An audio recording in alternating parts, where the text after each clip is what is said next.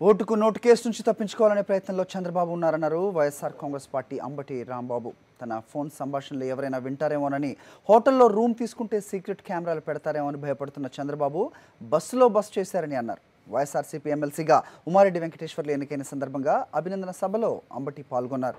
నిత్యం భయంతో వణికిపోతున్న చంద్రబాబు రాష్ట్ర పాలన ఎలా చేస్తారని ప్రశ్నించారు. చంద్రబాబు నాయుడు గారు హైదరాబాద్లో బ్రహ్మాండమైన ఇంట్లో ఉండవలసిన చంద్రబాబు నాయుడు గారు గుంటూరు వస్తేనో విజయవాడ వస్తేనో స్టార్ హోటల్లో బస చేయవలసిన చంద్రబాబు నాయుడు గారు చివరికి బస్సులో రాత్రిపూట గడపవలసిన దౌర్భాగ్యమైన పరిస్థితి వచ్చిందంటే అంతకన్నా శిక్షేమున్నాయా చంద్రబాబు అని అడుగుతా ఉన్నా. నువ్వు దొంగవి. ఎక్కడైనా గెస్ట్ హౌస్ లో కూర్చుంటే బాత్రూంలో నుంచి ఎవరైనా వింటారేమో ఫోన్ కాల్స్ అని భయం. ఏదైనా స్టార్ హోటల్లోకి వెళితే అక్కడ కెమెరాలు ఉంటాయేమో, రికార్డ్ అవుతాయేమోనని భయంతో నిత్యం గడగడలాడిపోతున్నటువంటి చంద్రబాబు నాయుడు గారు మీరు రాష్ట్రాన్ని ఎలా పరిపాలన చేస్తారని అడుగుతా ఉన్నా.